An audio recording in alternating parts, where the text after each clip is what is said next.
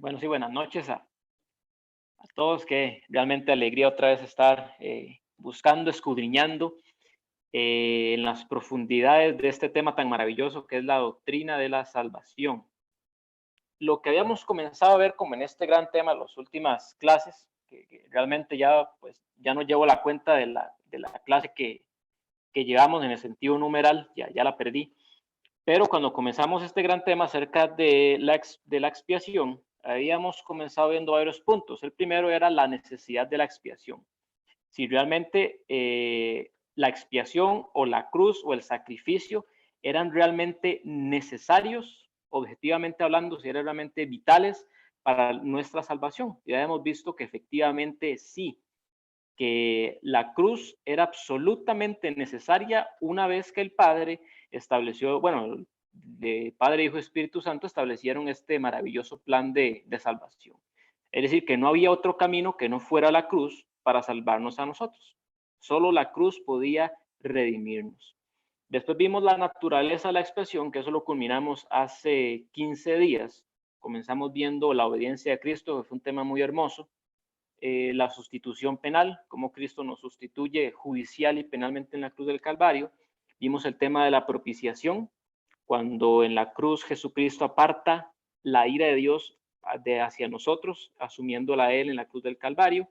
La reconciliación, cómo Cristo nos reconcilia con el Padre a través de su muerte. La redención, cómo Él nos libra de la esclavitud del pecado. Y la conquista, cómo este rey victorioso derrota todas las potestades, a Satanás, a la muerte, al pecado, y todo lo vence en la cruz del Calvario para que nosotros también podamos vivir en esa victoria que Él nos ha dado. Entonces el tema de hoy, como puse en el mensajito, vamos a ver solo dos. Espero que nos dé tiempo. La idea es ver media hora cada uno. El primero es la suficiencia perfecta de la expiación. Como el nombre lo indica, lo que vamos a ver es que la expiación que Cristo, Pamita. Ay, perdón, es que Sí. Fer está anotando y dice que Ok. de la redención, ¿no? De la redención, ¿cuál seguía? De la reconciliación, ¿cuál seguía? Redención Redención. y conquista. Esos cuatro últimos, con gusto, esos cuatro últimos, conquista, redención, reconciliación y propiciación, podemos decir que son características de la expiación. ¿Okay? Son características de la expiación. Entonces, cuando decimos suficiencia perfecta de la expiación, es que pues la expiación o lo que Jesucristo hizo fue totalmente suficiente para nuestra salvación. Es decir, que no hay que añadirle nada más. Hola, Andrito. No hay que añadirle nada más. Ya todo está completo, ¿ok? Vamos a ver dos puntos. En primer lugar, esta expiación que hizo Jesucristo es una expiación objetiva. Es una expiación objetiva. Es decir, que Jesucristo la realiza independientemente de la actitud, del deseo o de la opinión de aquellos que iban a ser beneficiarios de esta expiación. Me explico. Jesucristo muere en la cruz y expía nuestros pecados independientemente de lo que nosotros queríamos. O sea, no es algo subjetivo que iba a depender de que si yo lo iba a aceptar o no. Él fue a expiar mis pecados, aunque yo no quería que Él fuera. Porque así es el hecho. Antes de que nosotros viniéramos a Cristo, éramos sus enemigos y ciertamente no queríamos nada con Él. Entonces, es una expiación objetiva. El Señor la hace de su propia voluntad. La ejerce de su propia voluntad independientemente de nosotros, ¿ok?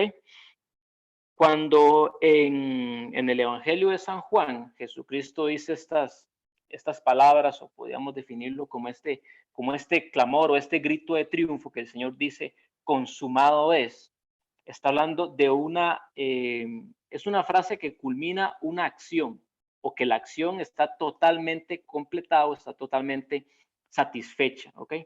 O sea, que ya lo que el Señor hizo, lo que el Señor realizó en la cruz del Calvario está completo. No hay que añadirle nada más. Es el grito triunfante de la cruz.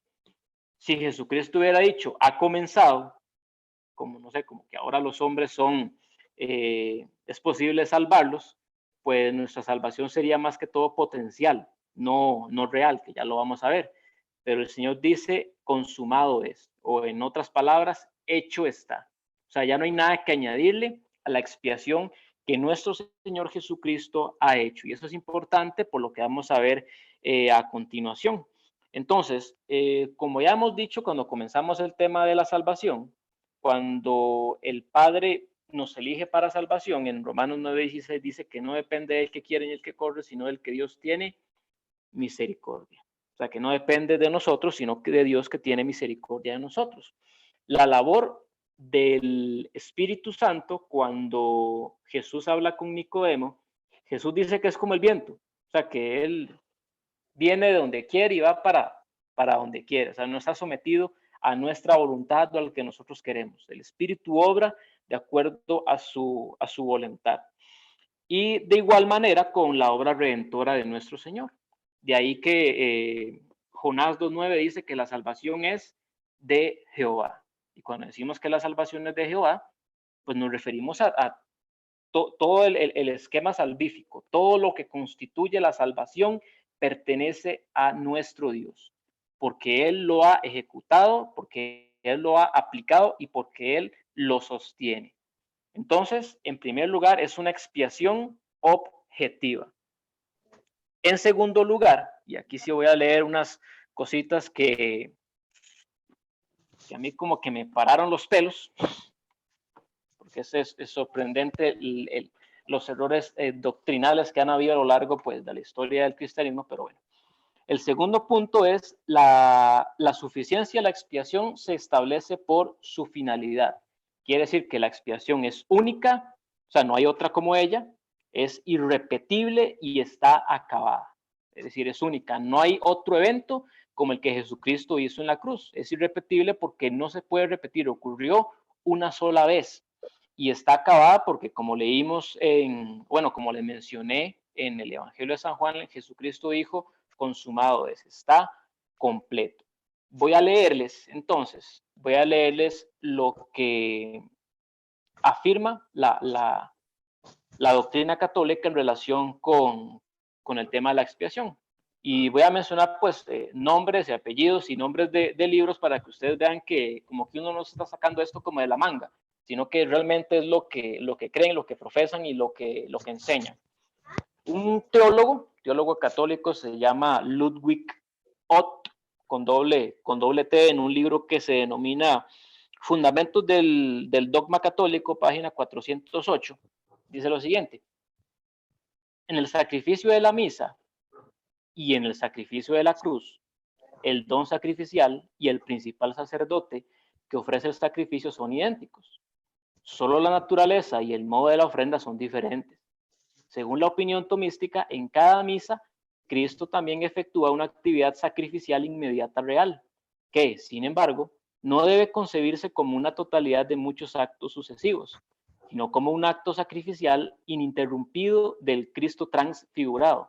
El propósito de este sacrificio es el mismo que el sacrificio de la misa y que en el sacrificio de la cruz. Primeramente, la glorificación de Dios. En segundo lugar, la expiación, la acción de gracias y el llamamiento. Entonces, si lo entendieron bien, lo que él está diciendo aquí es que en este evento, que si no me equivoco, si ustedes me corrigen, que se llama la Eucaristía, no es como cuando nosotros celebramos la cena del Señor, que el pan y el vino son un mero simbolismo de lo que Jesucristo hizo, ¿verdad?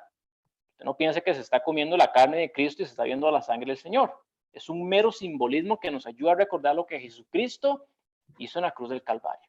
Pero a diferencia, en la Eucaristía se toma de manera real algo que ellos denominan transubstanciación, que lo que quiere decir es eso, que cuando se parte pues la hostia y se toma el vino, es literalmente la carne y el cuerpo de Cristo y la sangre de nuestro Señor. O sea, es algo real que está ocurriendo.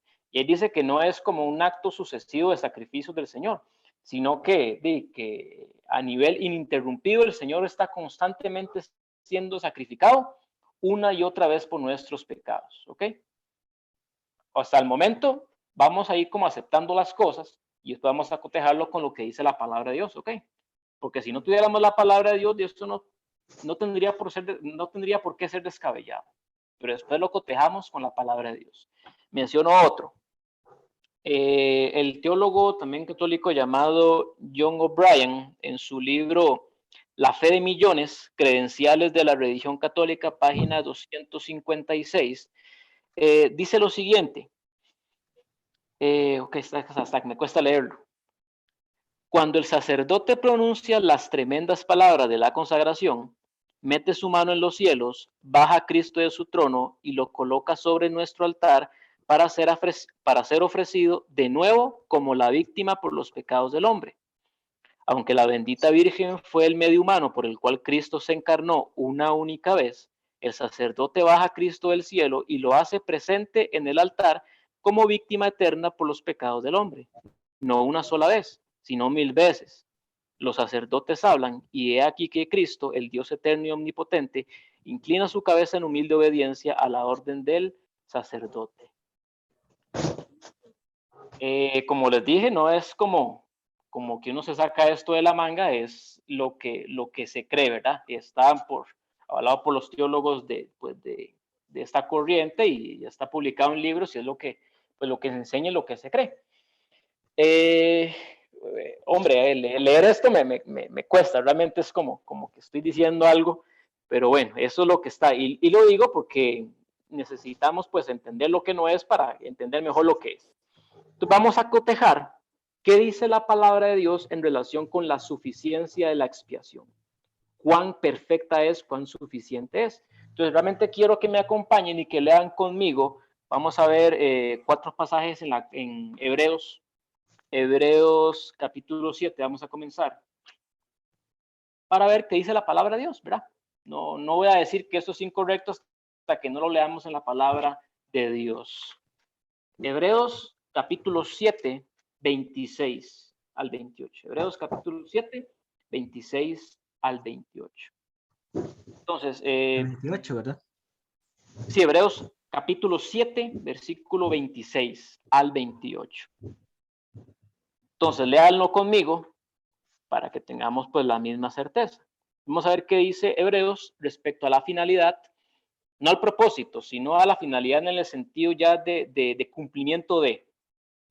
Entonces dice Hebreos, porque tal sumo sacerdote nos convenía, santo, inocente, sin mancha, apartado de los pecadores y hecho más sublime que los cielos, que no tiene necesidad cada día, como aquellos sumos sacerdotes, de ofrecer primero sacrificios por sus propios pecados y luego por los del pueblo, porque esto lo hizo una vez para siempre, ofreciéndose a sí mismo, porque la ley constituye sumos sacerdotes a débiles hombres, pero la palabra del juramento posterior a la ley, al Hijo hecho perfecto para siempre.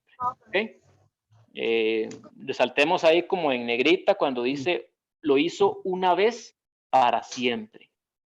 Avancemos un poquito a Hebreos 9:11. Hebreos 9:11.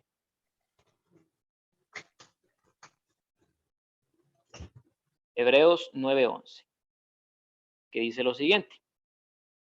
Pero estando ya presente Cristo, sumo sacerdote de los bienes venideros, por el más amplio y más perfecto tabernáculo, no hecho de manos, es decir, no de esta creación, y no por sangre de machos cabríos ni de becerros, sino por su propia sangre, entró una vez para siempre en el lugar santísimo, habiendo obtenido eterna redención.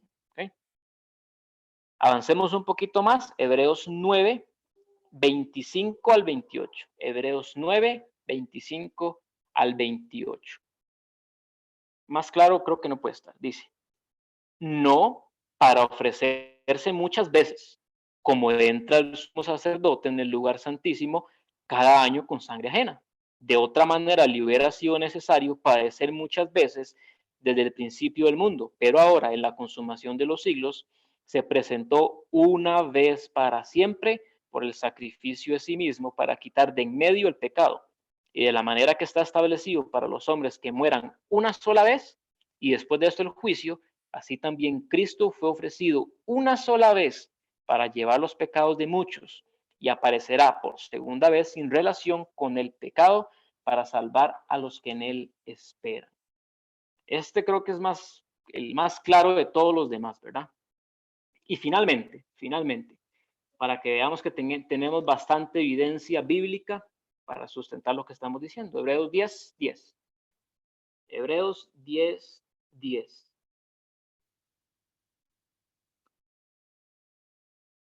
Dice, en esa voluntad somos santificados mediante la ofrenda del cuerpo de Jesucristo, hecha una vez para siempre. Y ciertamente todo sacerdote está día tras día ministrando y ofreciendo muchas veces los mismos sacrificios que nunca pueden quitar los pecados. Pero Cristo, habiendo ofrecido una vez para siempre un solo sacrificio por los pecados, se ha sentado a la diestra de Dios. De ahí en adelante, esperando hasta que sus enemigos sean puestos por estrado de sus pies, porque con una sola ofrenda hizo perfectos para siempre a los santificados. ¿Okay? Entonces, pues eso yo creo que realmente descarta todo lo que nosotros leímos de tener que estar sacrificando a Cristo por nuestros pecados, pues semana a semana. El sacrificio de Jesucristo fue perfecto y fue hecho solo una vez. Cristo no está siendo crucificado y sacrificado constantemente. Eso ocurrió una vez para siempre porque fue suficiente. Es más de lo que necesitamos, ¿ok? Si se fijaron en este pasaje, aquí hay algo muy maravilloso porque, o empiezo diferente, en el templo, en la parte del lugar santo y el lugar santísimo, de entre todos los elementos que habían allí, entre todos los muebles que habían allí, no había ninguna silla. Es decir, el sumo sacerdote y los sacerdotes siempre tenían que estar de pie, porque su obra nunca acababa. Pero si ustedes se dan cuenta aquí, una vez Jesucristo habiendo hecho su sacrificio, se sentó a la diestra de Dios. ¿Y por qué se sentó a la diestra de Dios? Porque su obra era completa. Ya no tenía que estar más de pie delante del propiciatorio, como si tenían que estar de pie siempre los sacerdotes en el Antiguo Testamento. Entonces Jesucristo se sienta como el perfecto sumo sacerdote porque su obra está acabada, porque lo que él venía a hacer ya lo hizo y lo culminó, ¿ok? Como tercer elemento, pues la expiación de Cristo pues se caracteriza por su eficacia, ¿verdad? Lo que él iba a hacer se cumplió, el propósito que él tenía de realmente salvar a su pueblo, él realmente lo hizo. Esto es muy importante porque cuando nosotros decimos que Jesucristo murió por nosotros hace 2000 años y nos salvó, es que realmente es así. ¿Okay? En Mateo 1, 21, cuando se le dice a José cómo tiene que llamar al niño que está en el vientre de María, dice que le tiene que llamar Jesús porque él salvará a su pueblo de sus pecados.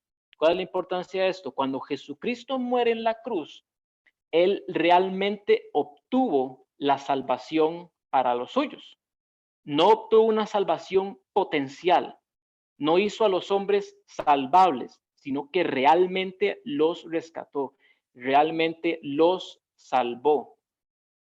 Cuando, como para detallar esto, si nosotros entendemos que, o si yo digo que Jesucristo murió por mí y me rescató, no es que cuando Jesucristo murió, pues de ahí como que murió por mis pecados, a ver si yo aceptaba ese sacrificio y me arrepentía y él me terminaba de salvar.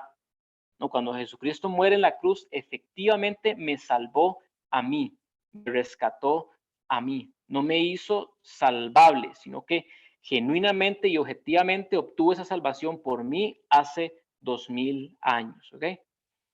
No confundamos esto con la aplicación de la salvación, ¿ok? La salvación se obtuvo hace 2000 años, pero la aplicación de la salvación, pues, es en el momento en que usted nace nuevo y a usted se le concede fe para creer, a usted se le concede arrepentimiento para volverse a Dios. Pero la obtención de esa salvación, Jesucristo la logró para usted hace 2000 años de manera real y de manera inevitable. Y evidentemente después con el tiempo usted recibió al Señor como Salvador y se aplicó esa salvación para usted que Jesucristo ya había obtenido. Pero recalquemos esto, cuando Jesucristo muere no lo hace para ser salvables a los hombres, sino que realmente los rescata de sus pecados. Él realmente pagó por mis pecados. Sería muy raro que Jesucristo pague por mis pecados y yo simplemente me niego a creer y como que los pago en vano, ¿verdad? Como que no tiene sentido. La expiación es eficaz en ese menester, digamos. Y esto está pues desde el Antiguo Testamento. Cuando en el Antiguo Testamento teníamos los sacrificios, ellos tenían ese tipo de como de reacción en el sentido del factor de completo. Voy a leerles varios pasajes que están en el libro de Levítico para recalcar esta idea de una expiación completa o cómo la pensaban ellos en el Antiguo Testamento.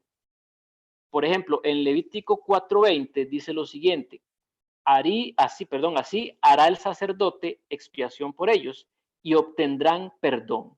Vea como la certeza con que lo dice. Así hará el sacerdote expiación por ellos y obtendrán perdón. O sea, obtendrán perdón sí o sí. No es que tal vez obtengan perdón o como que puede ser, sino que realmente obtendrán perdón por los pecados que hayan cometido. Sigo leyendo en Levítico 4:26.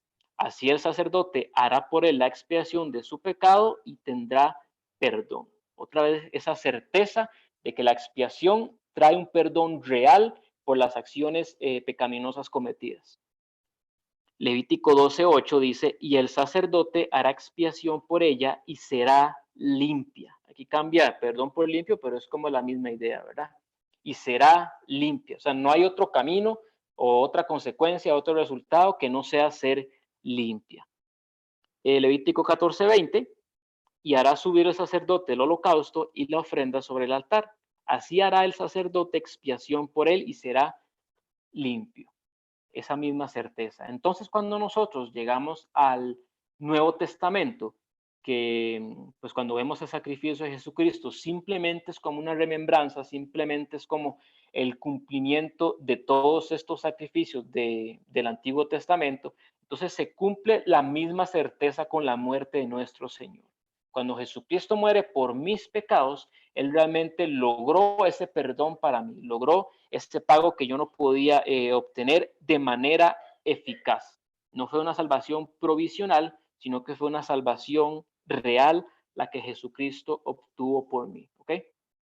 ¿Por qué? Porque también está esa enseñanza, pues pensando en eso, de que cuando Jesucristo murió y dice que muere por los pecados del mundo entero, entonces se interpreta como un universalismo en el que de muchísimas personas van a ser salvas o que todo el mundo al final de cuentas va a ser salvo porque Jesucristo murió por los pecados del mundo entero. Y eso no es lo que quiere decir el pasaje en Primera de Juan 2:2. Pero a veces pues sacamos esos pasajes como fuera de contexto de manera como aislada, entonces sí como que uno lo lee como que está hablando como de manera general, como si efectivamente entonces Jesucristo murió de forma real por los pecados de todas las personas. Y si no fue, si fuera el caso, entonces todas las personas serían salvas. Y no es el caso, pues que nosotros encontramos en la historia de la redención.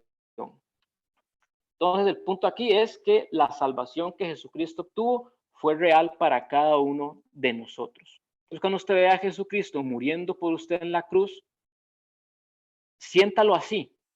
Realmente Él está muriendo por usted, Él está pagando por usted. Y imagínenlo, piénselo de manera individual. Por usted, por mí, pagando mi deuda, muriendo en mi lugar, cargando por mis pecados para hacerme libre, para hacerme perdonado, para redimirme, para reconciliarme con el Padre, para volverme hijo y hacerlo de forma real. No es que Jesucristo murió para ver si Moisés creía, porque eso créanme que no iba a pasar, a menos que el Señor aplicara esa salvación en mí. ¿Ok? Entonces, este tema de la suficiencia de la expiación, queda claro el sentido de suficiencia que tiene.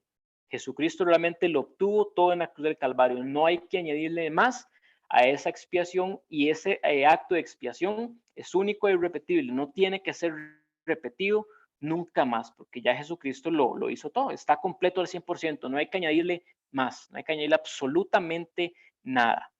Y que lo que nosotros hacemos en la Cena del Señor es simplemente un simbolismo de lo que ya ocurrió.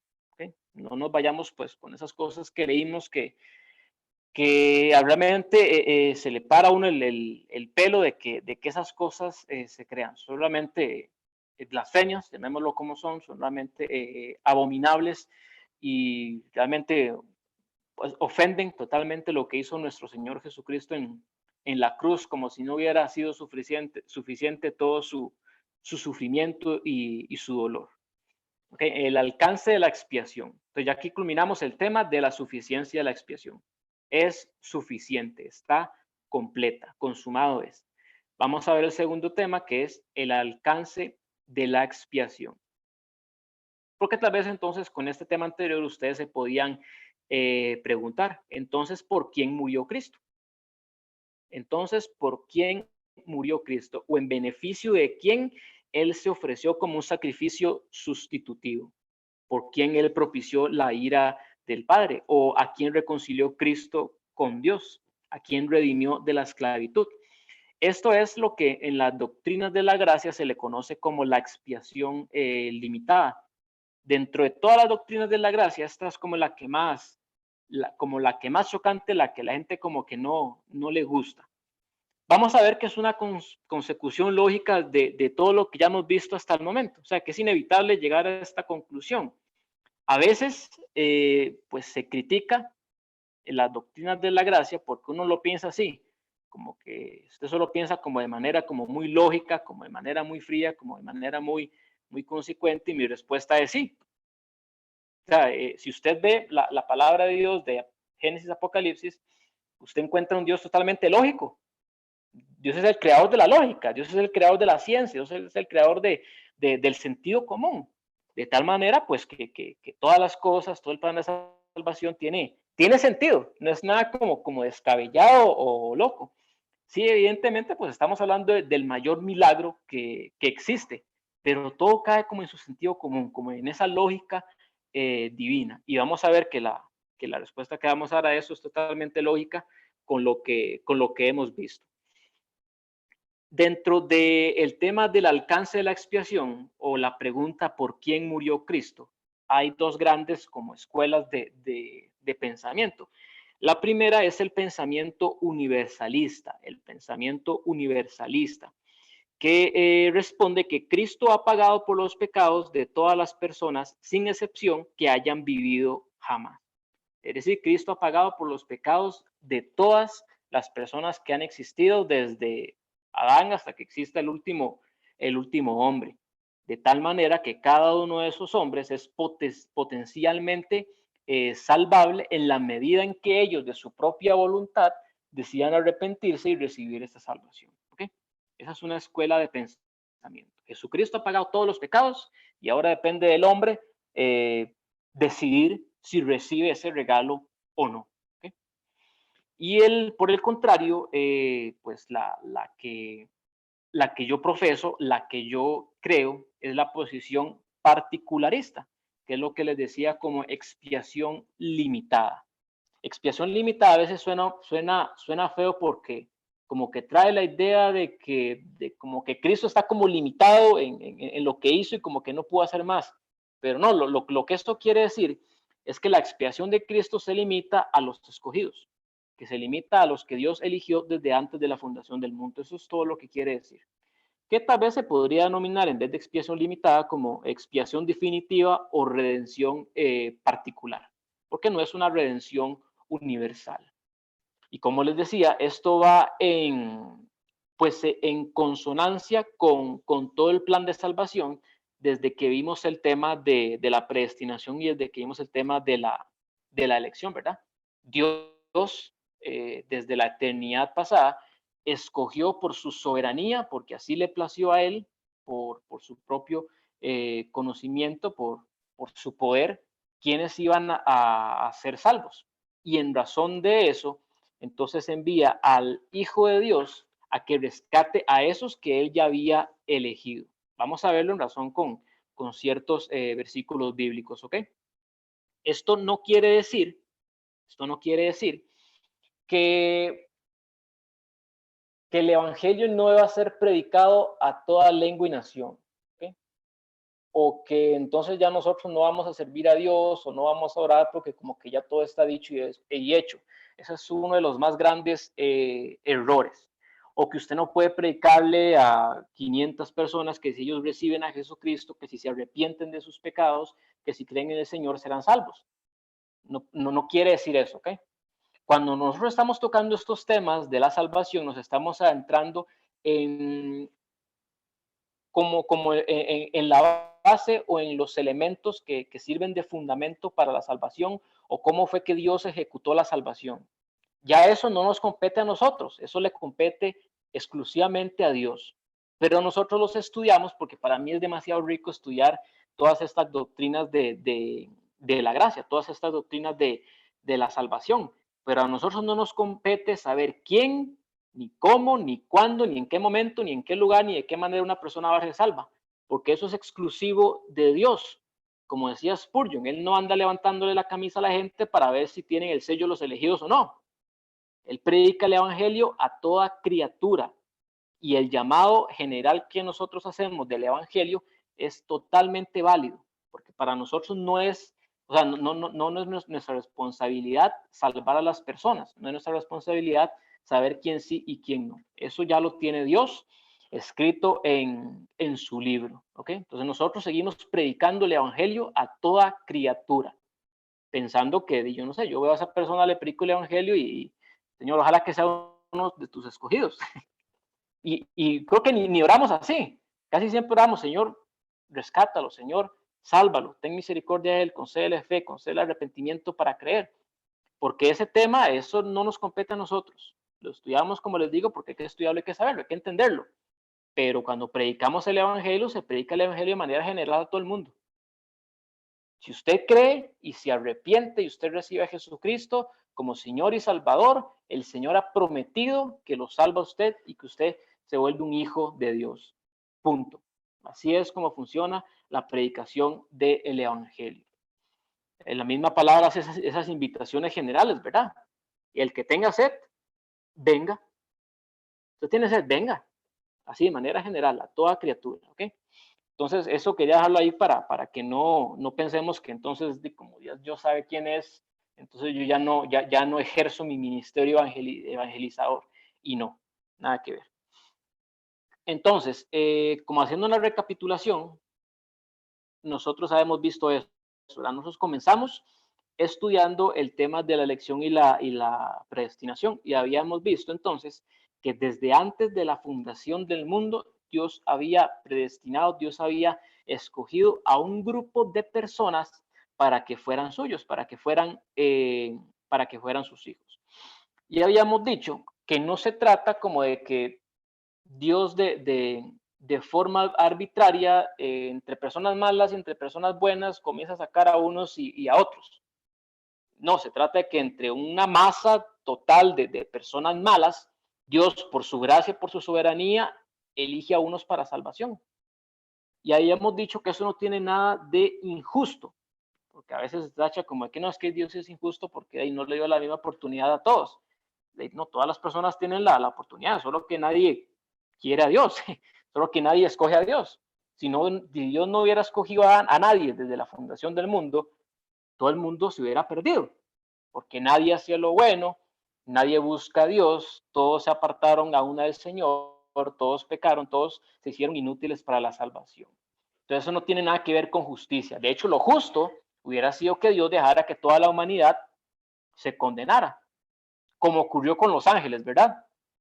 Los ángeles pecaron y de forma inmediata fueron condenados, porque eso era lo justo en razón de los mandamientos que ya Dios había dado, ¿ok?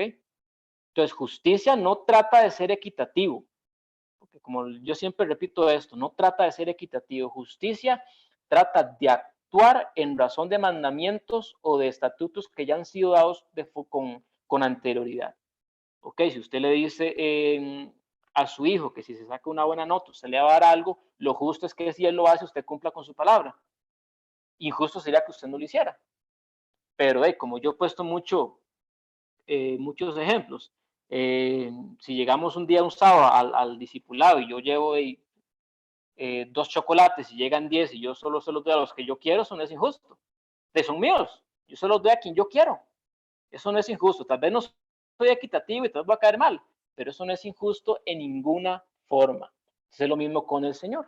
Si el Señor hubiera sido justo, nos hubiera dejado a todos nosotros ser condenados y expelidos al infierno de manera totalmente justa, y Él hubiera seguido siendo bueno, maravilloso, misericordioso y todo lo que nuestro Señor es. ¿Okay? Pero en su gracia escogió a unos para salvación, para manifestar su gloria, para manifestar su poder. ¿Okay? Entonces, cuando nosotros vemos que, que Dios Padre envía a Jesucristo, lo envía con una misión muy específica: salvar a aquellos que el Señor ya había escogido desde antes de la fundación del mundo. ¿Okay? Desde antes de la fundación del mundo, los que el Señor ya había llamado. Vamos a ir a Romanos capítulo 8. Romanos capítulo 8.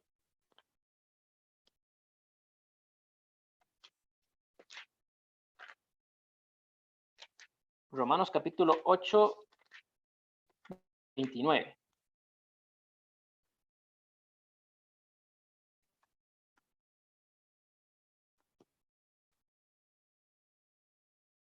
(8:29) es como el texto más claro que nos habla de toda esta cadena salvífica. Dice, porque a los que antes conoció, o sea, Dios, los que antes Dios conoció, también los predestinó. Entonces vean el orden. Dios conoce a un grupo de personas, no un conocimiento intelectual, sino un conocimiento salvífico, un conocimiento de relación, un conocimiento de comunión. Entonces, a los que antes conoció, también los predestinó para que fuesen hechos conformes a la imagen de su Hijo, para que Él sea el primogénito entre muchos hermanos. Y a los que predestinó, a estos también llamó. Y a los que llamó, a estos también justificó. Y a los que justificó, a estos también glorificó. Es una cadena irrompible en lo que consiste esta salvación. Cada una lleva a la siguiente. Entonces, el Señor lo conoció a usted desde antes de la fundación del mundo y lo predestinó. Cuando se cumplió el tiempo, hace 2000 años, usted fue justificado gracias al sacrificio de nuestro Señor Jesucristo en la cruz del Calvario. Y posterior a eso, pues ya el Señor nos va a glorificar. Pero el punto es este: a los que el Señor predestinó, solo a esos justificó. ¿Ok? A los que el Señor conoció y que posteriormente predestinó, solo a esos fueron los que el Señor posteriormente justificó a través de la cruz de nuestro Señor Jesucristo.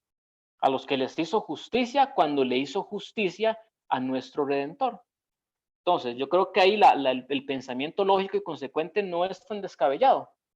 Que puede ser como que no nos guste, puede ser, pero bueno, es lo que nosotros encontramos en la palabra de nuestro Señor.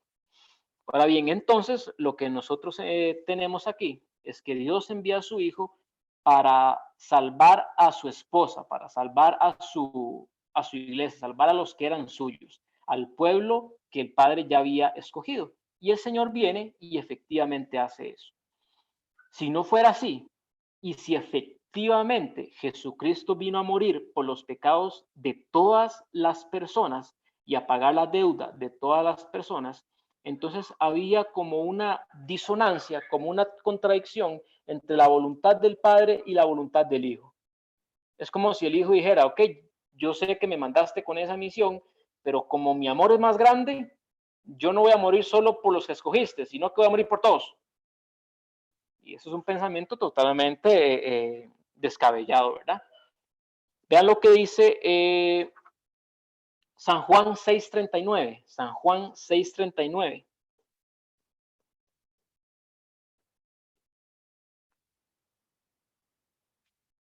San Juan 6:39. Dice lo siguiente: y esta es la voluntad del Padre, el que me envió, que de todo lo que me diere no pierda yo nada, sino que lo resucite en el día postrero. ¿Okay?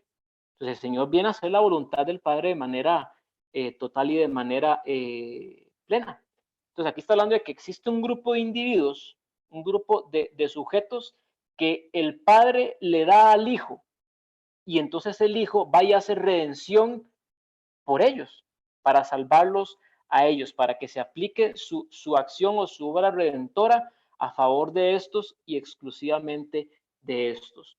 Vamos a Juan 17:6. Juan 17:6, en esa maravillosa oración sacerdotal que hace el Señor por los discípulos y por extensión por nosotros. Dice: he manifestado tu nombre a los hombres, que del mundo me diste. Ojo, tuyos eran, y me los diste, y han guardado tu palabra. Tuyos eran, y me los diste, y han guardado tu palabra. O sea, cada uno de nosotros, desde que nacemos, aunque pasamos todos esos años rechazando al Señor y ofendiendo su nombre y no queriendo nada con Él, ya éramos del Señor. Si usted no murió antes de venir a Cristo, es porque era imposible. Usted no podía morir antes de que usted viniera a esta salvación, antes de que esta redención se aplicara en usted, porque era el propósito de Dios salvarlo a usted. Así que si usted hubiera enfrentado miles y miles de peligros, Dios lo hubiera sacado a usted adelante sin ningún rasguño. Bueno, tal vez con unos cuantos, pero con su vida totalmente estable y aquí para poder recibir esa salvación.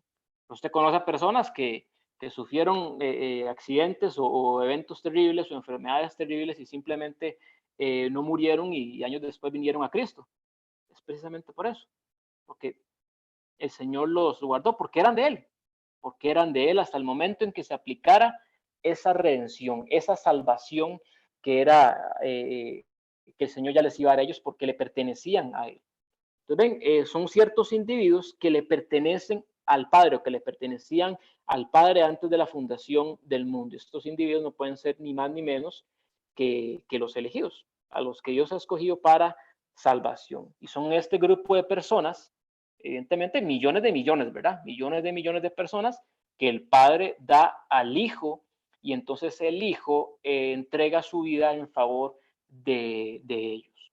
Por eso les decía al comienzo, cuando decimos que la expiación es suficiente, es porque Jesucristo efectivamente pagó mis pecados, saldó mi deuda y me reconcilió con el Padre. ¿Okay? Es que, como les digo, es totalmente extraño y lógico con lo que vemos en las Escrituras, de ahí que Jesucristo pague mis pecados y aún así yo me vaya al infierno. Es como que no tiene como mucho sentido, no tiene lógica. No, Jesucristo pagó mis pecados. Y cuando yo me di cuenta de eso, pues el Señor me dice, tus pecados ya los pagué. Así es de maravilloso. En el momento en que menos me di cuenta, pues ya mis pecados habían sido pagados y yo ya me había reconciliado con el Padre sin yo haberlo buscado o sin yo haberlo querido. Entonces, de toda la doctrina de la gracia, este es como el temilla que menos a la gente le gusta. Por ese mismo sentido, porque como que no nos parece bien, como que no nos gusta, como que entonces Jesucristo solo murió por los escogidos y aquellas personas por acá, aquellos indígenas, aquellos que nunca escucharon la palabra de Dios, no sé, mi primo que amo mucho, mi tío que como que se niega. Usted tranquilo, eso no es su problema. Estamos entendiendo nada más lo maravilloso que es Dios al escogerlo a usted y escogerlo a mí antes de la fundación del mundo, sin que nosotros tuviéramos ningún derecho, sin que Dios viera nada bueno en nosotros, absolutamente nada bueno, sino que nos escogió simplemente por gracia, no porque nosotros fuéramos los mejores, como le dijo Israel. No los llamé a ustedes, no los escogí a ustedes porque fueran el pueblo más grandioso, porque de cierto son el pueblo más pequeño, pero los escogí porque los amé. Entonces Dios te escogió porque te amó. Y en el cumplimiento del tiempo, pues envió a su hija a morir por ti para cumplir esa salvación, para darte y pagar por ese pecado que nosotros no podíamos pagar. Lo que pasa con el resto del mundo, pues como les digo, cada persona es responsable de su salvación. Como vimos nosotros en Romanos, en el capítulo 1, pues Dios se ha revelado, nunca se ha dejado sin evidencia a la criatura. Entonces nadie puede afirmar que no conoció a Dios. Nadie puede afirmar que no sabía nada de Dios, porque la misma creación revela que Dios existe y que usted tiene que rendirle pleitesía. Evidentemente, pues la creación no nos ayuda a entender todos estos temas, o de que la salvación solo es en Cristo, pero sí nos ayuda a entender que existe Dios, que existe un único Dios, y que solo a través de Él, o que debemos comportarnos de una manera que Él ya ha establecido en nuestro corazón. La forma en la que Dios haya, ¿cómo se le puede decir? Rescatado no sé, a los indígenas del año 1000 que vivían aquí en América, o cómo lo haya hecho, eso ya están en el Señor. Evidentemente, todo tiene que ver con el sacrificio de nuestro Señor Jesucristo, que se aplica a todas las personas. Pero si Dios quiso a un indígena que un día en la noche estaba viendo la luna y se quedó asombrado de que un Dios tuvo que haber creado eso, si en ese momento Dios quiso abrirle el entendimiento de una manera que nosotros no entendemos, el Señor lo va a hacer. Y ese va a ser salvo, me explico. Eso ya está en las manos de Dios, eso ya está en la soberanía de Dios, en cómo Dios ejecuta y hace efectiva esa salvación. De nuestra parte, gócese, gocémonos de que usted, sin merecerlo, Dios lo escogió desde antes de la fundación del mundo para que usted lo alabe, para que usted le bendiga, para que usted expanda su reino, para que usted predique el evangelio, para que usted se goce en él, para que usted lo conozca en él y para que usted le sirva. Y evidentemente, no pensemos en si mi tío será un escogido, no. Oremos para que esa persona se arrepienta, para que esa persona conozca a Cristo, para que nosotros tengamos toda esa sabiduría, la inteligencia que ocupamos, el valor que necesitamos para predicarle este glorioso evangelio. Por lo demás, hermanos, como le digo, cuando a veces yo me siento así como muy carnal, como que uno siente como que iba caminando bien y se detuvo, y el Señor, qué vergüenza que me hayas escogido y que salga uno chueco. O sea, que el Señor nos haya escogido y que le salgamos mal en ese sentido, ¿verdad? No, recibamos esto como, es que es el privilegio más grande que tenemos, que el Señor nos haya escogido, que realmente cuando usted ve la cruz, ahí está Jesús saldando mi deuda, realmente saldando mi deuda, solo a la espera de que yo naciera y que pasara los años que el Señor haya establecido para aplicar esa salvación en mí. Entonces, gocémonos en eso y que esto nos motive para predicar el Evangelio. Que si el Señor lo ha llamado a usted, realmente lo ha llamado a usted con un propósito y es un propósito glorioso. Y usted va a estar en esta tierra y usted va a vivir hasta que sea el propósito de Dios en su vida. Hasta que usted de alguna manera cumpla ese propósito. Por favor, hermano, Pablo era inmortal hasta que le llegó el momento de su muerte. O sea, lo picó una serpiente y solo se la quitó y la tiró por allá. ¿Por qué? Porque Dios lo iba a mantener con vida hasta que se hubiera cumplido el propósito de Dios en él. Entonces, veámoslo así con nosotros, no en el sentido de que nos creamos inmortales y que nada nos puede pasar. Evidentemente no. Pero sí en el sentido de que Dios tiene un glorioso propósito con usted y conmigo, y que ese propósito sea el motivo suficiente, con el suficiente peso para que nosotros realmente nos entreguemos a esta gracia, que realmente nos entreguemos al Señor, a servirle y amarlo.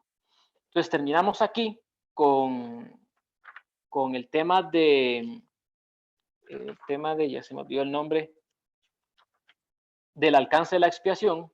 Entonces, que la expiación está limitada para aquellos que el Padre ha escogido para salvación. Eso no quiere decir, como les decía, que la expiación no haya tenido poder o haya sido insuficiente, no, sino que está establecida para pagar por el pecado de aquellos que el Padre ha escogido. Posteriormente, vamos a ver el tema de la eficacia de la expiación. Y bueno, del tema de la doctrina de la salvación, ahorita estaba viendo y nos falta semanas de semanas, pero eso es lo rico, todo lo que vamos a ver. Entonces, amados, oremos y después procedemos pues a cualquier comentario, cualquier duda que haya quedado. Padre Celestial, te alabamos y te bendecimos porque eres misericordioso y eres bueno, Señor, de manera que no entendemos y muchas veces al ver nuestra vida no podemos creer que realmente nos hayas elegido para esta salvación. No podemos más que darte gracias, que alabarte, que bendecirte, que sentirnos inmensamente conmovidos, Señor, que tú nos hayas llamado por nuestro nombre, que desde antes de la fundación del mundo, no imagino cuántos miles y miles y millones de años que fue eso, desde ahí ya tú nos conocías, ya nos habías visto, ya nos habías visto en el vientre de nuestra madre, Señor. Te damos gracias por tanta misericordia. Te pedimos que eso nos asombre, Señor. Realmente eso nos asombre, nos impacte, nos haga buscarte, nos haga querer conocerte, gozarnos en ti, Señor. Que las trivialidades de este mundo, Señor, no nos distraigan de eso tan glorioso, que es que nos hayas redimido, que es que nos hayas salvado, que es que nos hayas escogido y que si todo eso se cumplió, también se cumplirá tu regreso y nuestra futura glorificación, Señor. Que esto también nos motive, Padre, a despertar ese interés por las almas, a ese deseo de conocer tu evangelio para poder predicarlo con presteza, con sabiduría, con inteligencia, con amor y con misericordia para todas aquellas personas, Señor, que mueren sin ti, para todas aquellas personas que están con un vacío enorme en su corazón porque no te conocen, Señor, para todas aquellas personas, Padre, que necesitan ser salvadas y venir a la fe, Señor. Te pedimos que nos motives a servirte de esa manera. Y nuevamente te pedimos por esta congregación, por este pequeño rebaño que tú has llamado, que tú rescataste por gracia, para que incentives el conocimiento de tu palabra, incentives el deseo a la oración, el deseo al servicio, el deseo a la entrega de ti. Que de cierta manera los beneficiados somos tus propias ovejas y te damos gracias incluso por ello, Señor. Amén.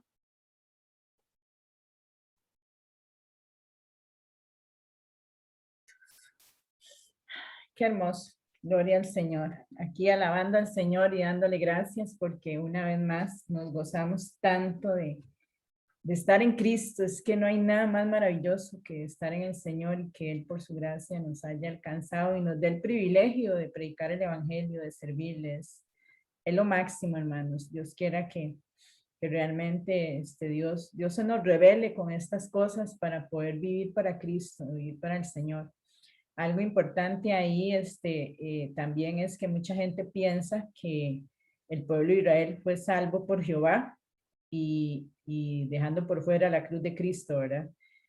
Son pequeñas cosas que a veces la gente cree o que algunos en algún momento creyeron y no, todo el que fue salvo desde Adán y Eva hasta la cruz fue salvo por la cruz. Y todo el que sea salvo de aquí para adelante, de ahí para adelante, fue salvo por la misma cruz. ¿Alguna pregunta que tenga alguno que la hagamos? Tenemos unos minutos, de aquí a las 8:30, si alguno tiene algún interrogante, algo que no comprenda, porque este es un tema, como les decimos, por muchas malas enseñanzas que han habido, lo que es la salvación limitada o como lo decía Moisés, mucha gente no comprende esto, ¿verdad? Que él vino a morir por los escogidos. De hecho, San Juan 3:16 dice que de tal manera amó Dios al mundo, pero también dice que todo aquel que en él cree, ¿verdad? Porque no todos van a creer, porque ya así lo dispuso el Señor.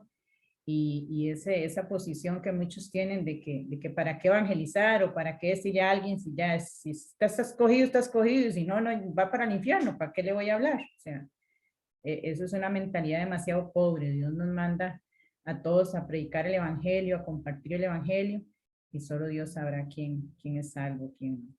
Alguno que tenga una pregunta, que abra su micrófono y la exponga para que Moisésito pueda responder. ¿Ninguno? Daniel, ninguna pregunta. Anthony, que está por ahí, ninguna pregunta. ¿Les quedó totalmente claro? ¿Sí?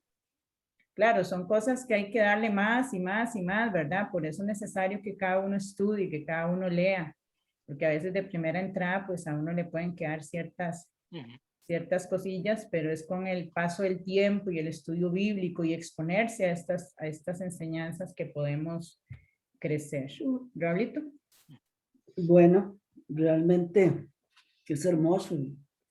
Estos temas son un poco como peliagudos por la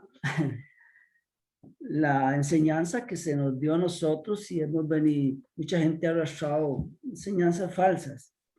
Una de las cosas que al pensar que Jesús nos eligió y que ya no hay nada que nos aparte de Dios, mucha gente dice, ay, como ya soy salvo, hago lo que me da la gana. Desde el otro lado.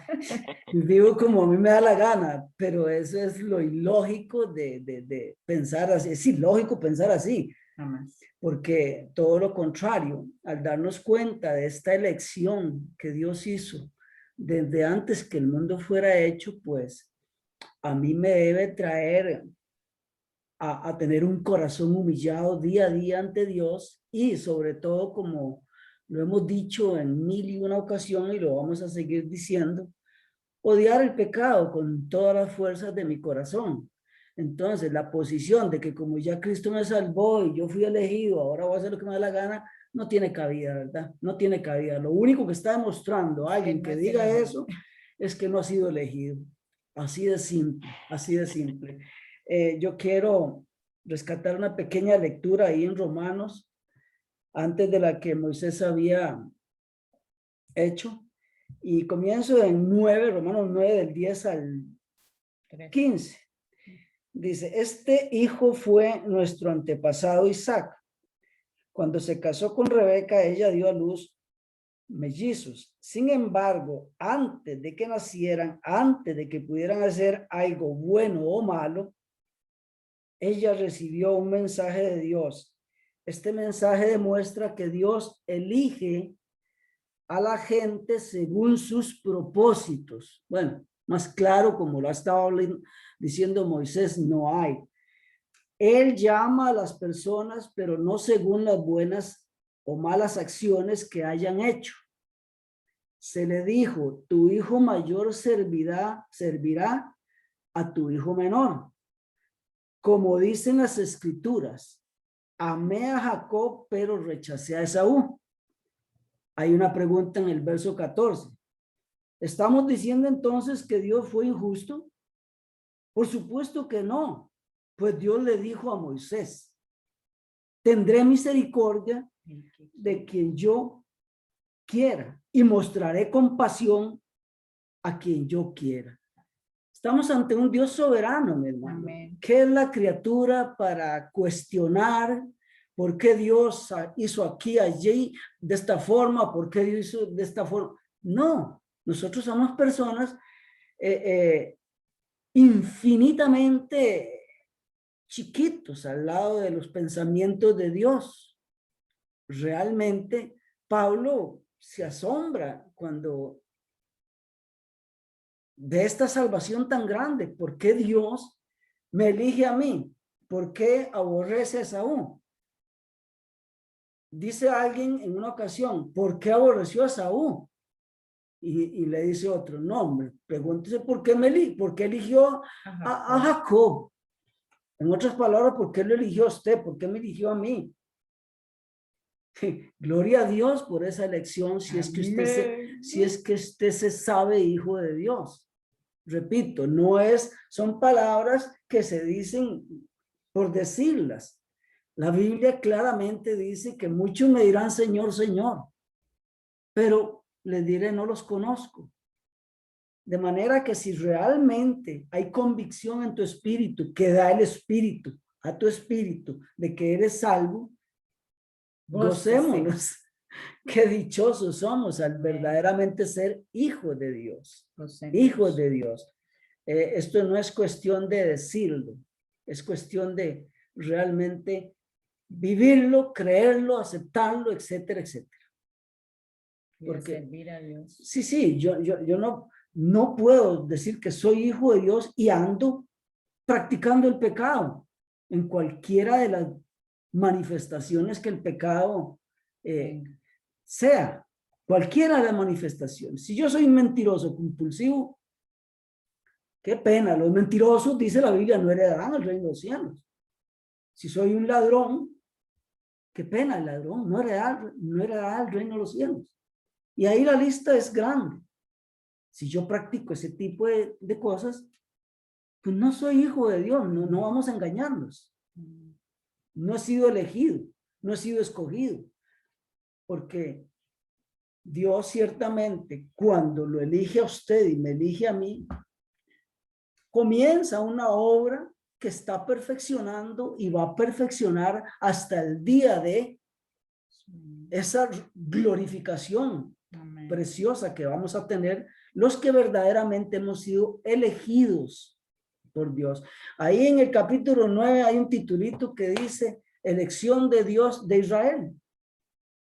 Ahí dice en Romanos, elección de Dios de Israel. De manera, mi amado, que sí, gocémonos. Si hay convicción en tu espíritu, dado el espíritu que eres elegido, que eres hijo de Dios, gocémonos. ¿Cómo nos vamos a gozar? Amén. Pero no nos vamos a gozar y a deleitar en el pecado, porque Pablo dice que esta libertad no es para servir al pecado. Sí, gocémonos y sirvámosle al Señor y démosle gloria por tener esta salvación tan grande. Amén. ¿Algún otro que quiera decirnos algo, conversarnos algo, hacer alguna pregunta? Buenas, Eli, ¿yo? Sí, díganos, Anthony. Bueno, primero que todo, saludarlos a todos porque me conecté un poquitín tarde. Bendiciones. Bendiciones, Tonito. Eli, yo me conecté en donde Moisés estaba predicando casi en el alcance de la expiación. Ajá. Él antes de eso habla de la expiación limitada. Correcto. Él dijo que hay otra expiación, otro punto de esa expiación del alcance. Es que hoy, sí, es que dio 2 puntos hoy él. Sí, correcto. Dígame. Ajá, ¿qué más? Vea, él dice que el alcance de la expiación, ¿verdad? Ajá. Y dijo que por quién había muerto Cristo. Él dio un punto y luego dijo que también estaba la expiación limitada. Ajá. Sí, es que el primer tema es la suficiencia perfecta de la expiación. Entonces, lo que él explicó es que no hay nada más que añadirle a esa suficiencia de la expiación del sacrificio de Cristo. Y el segundo punto es el alcance de la expiación. Correcto. Después de que él habla de eso, él dice que Cristo ha pagado por todos los pecados de las personas y depende del hombre si quiere recibirle o no. Ajá. Él le puso algún título a ese párrafo que tengo escrito. Sí, Tonito, esa es en el alcance de la expiación hay como 2 puntos de vista. Que ese primero que vos estás diciendo se llama expiación general o expiación universal. Que como les decía, pues no es ese el que profesamos, ¿verdad? Adoptamos. Sí, pero correcto. está ahí para entender que existe esa otra escuela de pensamiento. Y la otra sí, la expiación limitada o expiación particular, o que da la idea de eso, de que está enfocada en aquellos que el Padre escogió desde antes de la fundación del mundo. Amén. Sí, le comentaba yo a Hilary, Mois y hermanos que uno de los temas que más tenía yo controversia era que por qué uno sí, que por qué uno no, y gracias a Dios que él, ¿verdad? Le ilumina a uno. No, eso que dijo Raulito, no, gracias por escogerme, no sé, pero gracias. Sí. Y ahora uno lo comprende. O no se meten en algo que no tiene que meterse porque se puede volver loco, más bien. Pienso yo. No nos compete. Sí, no es para nosotros, sinceramente, no. Ahora yo le doy gracias a mi Dios por lo que Él hizo por mí, mi familia y amén. Gloria al Señor. Ya no cuestiono nada más. Amén, amén. Qué hermoso, ¿verdad, Anthony? Qué hermoso. Solo nos queda darle la gloria y servirle y honrarle y predicar el evangelio a todo el que se nos ponga por delante. Sí, claro que sí. Eso era todo y gracias. Ok, qué dicha que te quedaron clarísimos los puntos, porque eso es lo importante, ¿verdad? Que uno pueda comprender lo que está escuchando y y aprenderlo y atesorarlo, porque muchas veces oímos los términos ¿verdad? Y se nos hace un mundo, pero por la misma fe que tenemos, el Señor a través del Espíritu Santo nos ayuda a comprender y atesorar y los tesoros, valga la redundancia, de su palabra tan maravillosos y cómo nos gozamos y nos alegramos de verdad por cada uno de ustedes que está en Cristo. Cuando alguien se arrepiente, cuando alguien nace de nuevo, o sea, uno le da una alegría tan tremenda, es un gozo tan grande de saber que Julano nació de nuevo, que Julano está amando al Señor, está predicando al Señor, que es tan maravilloso, o sea, es que no hay otra cosa, uno se puede gozar porque alguien se enfermó y se sanó, y qué bueno, uno se puede gozar porque alguien no tenía casa y ahora tiene, qué bueno, o porque alguien ya no tenía trabajo y ahora tiene, qué lindo, pero no hay gozo más grande que saberse salvo y que saber que otros lo son, es que no hay nada que se compare. Tal vez una última intervención de parte mía es, mi amado, nosotros hemos estudiado y hemos enseñado que desde Génesis hasta el Apocalipsis hay dos temas que están ahí peleando, la fe y las obras. Nunca, nunca por las obras nadie va a ser salvo, jamás. Mire que estamos viendo un tema de elección. Ni había mundo cuando usted ya fue elegido, yo también, ni existía el mundo. Entonces, ¿qué obra va a hacer usted para ser salvo? Hello. Si la persona obra porque ya fue elegido, porque pertenece al pueblo de Dios.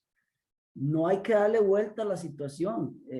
Las obras son trapos de inmundicia, dice la escritura, claramente en Isaías, trapos de inmundicia. Si usted cree que por lo que hace, Dios le aplaude, qué guau, qué cara. Olvídese de eso, olvidémonos de eso. De hecho, repito, todo lo que usted hace y lo que yo hago es impulsado por el Espíritu Santo de Dios que fue puesto en usted y en mí. Entonces, lógicamente, el Espíritu de Dios no le va a decir a usted, vaya, robe, vaya haga pecado, jamás. Lo que el Espíritu de Dios le pone a usted que haga a través de la palabra son la obra de Dios que está allí. Como decía Moisés, ¿no vamos a evangelizar? Pues claro que tenemos que hacerlo, tenemos que predicar el evangelio. ¿Y cómo lo vamos a predicar? Con parte también de nuestro testimonio, porque si yo estoy metiéndome a robar en un banco, no voy a evangelizar a los policías que me agarran. Al custodio. Sí, es ilógico, ¿verdad?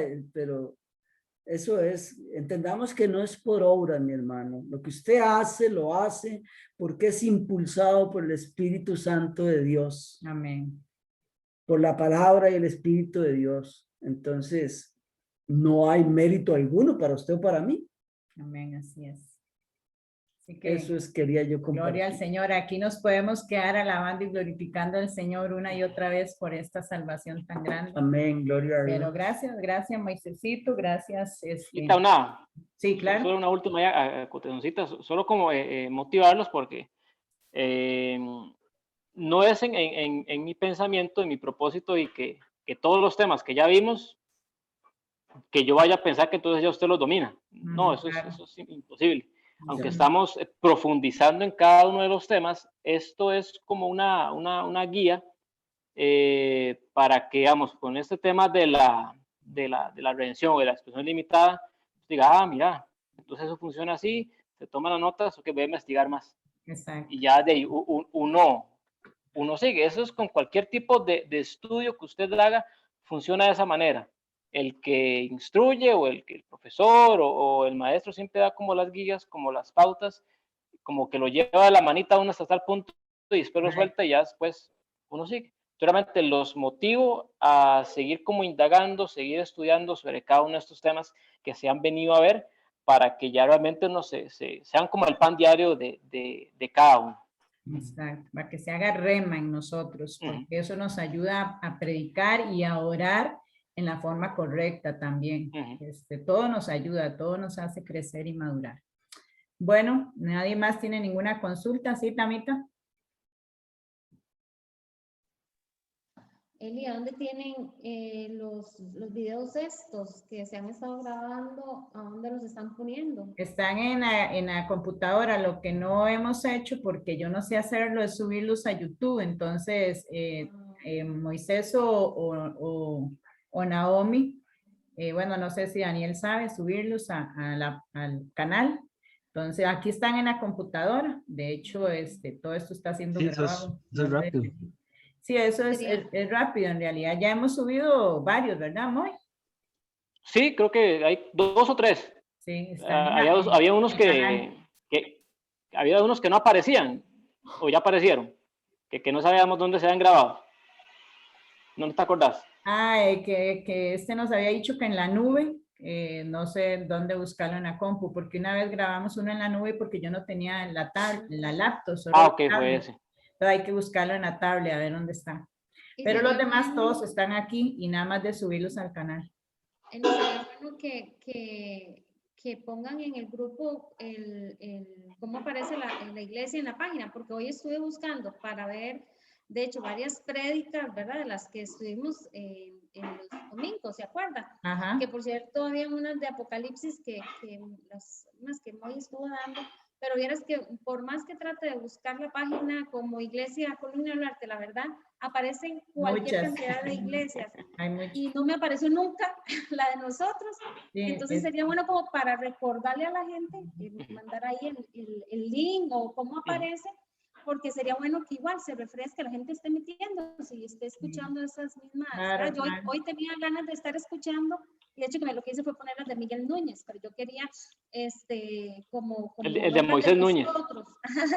Sí, entonces sería bueno como, porque le pregunté a Stephanie y me dice, no, como Iglesia Colonia de Baluarte.